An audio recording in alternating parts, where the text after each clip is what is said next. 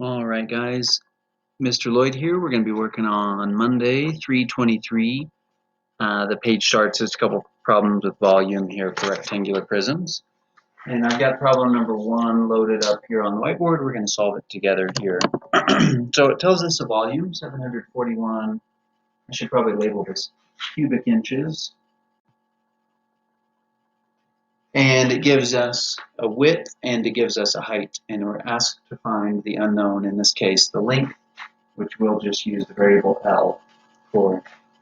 And so to set this up, we have to remember that to find a volume of a rectangular prism, it's length times width times height. So we're going to write that in, except instead of just writing in the formula, we're going to write in the values here. So 741 equals L times 13 times 6. And what we want to, of course, do is find out what L equals with a whole bunch of numbers on the other side of the equal sign. So to do this, the first step that we want to do is multiply 13 times 6. When we do that, we get a value of 78. Everything else in the problem stays the same. So right now, L is multiplied by 78, and those two things multiplied together equal 741. We want to find out what L is by itself, so we do the inverse of multiplying by 748. We divide by, inverse of multiplying by 78 is dividing by 78. So 741 divided by 78 equals L. And when you do that, you can do long division. You can crank it into a calculator.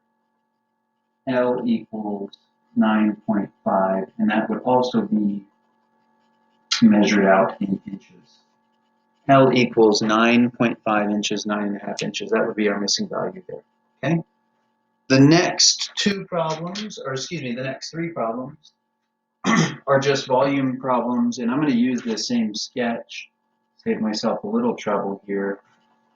These problems are a little more straightforward in that I just give you the measurements, length, width, and height, and all you have to do is find the volume. So remember, volume equals length times width times height.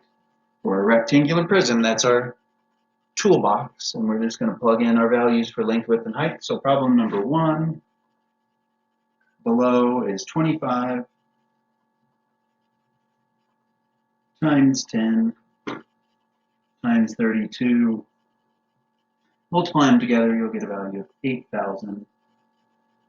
And it's measured out in centimeters. Remember, when we're finding the volume of centimeters, we have 1, 2, 3 dimensions. So our units are, we read that as cubed. 3-dimensional answer there. Okay, number 2, length, width, and height. I'm going to come over here. Maybe, yeah, this should work okay. So number 2, our length is 2.4. Our height is 15.3. And, that was our width, but our height is 11.4. And I punch these into my calculator, and I get this wild number, 418.608, measured out in meters. So meters to the third power, or meters cubed. That's the answer for number 2. Last problem here, number 3. Volume equals 2/3 of a foot by 1.5 feet by 4 feet.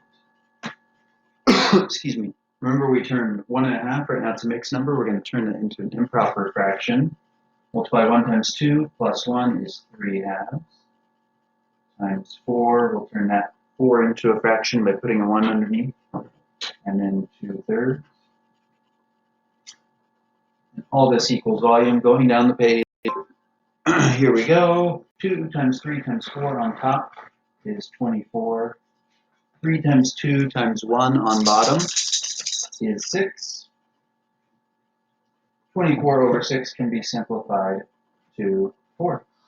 And that would be, check my units here, feet cubed. Always remember at the end, we add our units back in. Okay, that's all the time I have for this video. I'll be posting videos 2 and 3 shortly. See you then.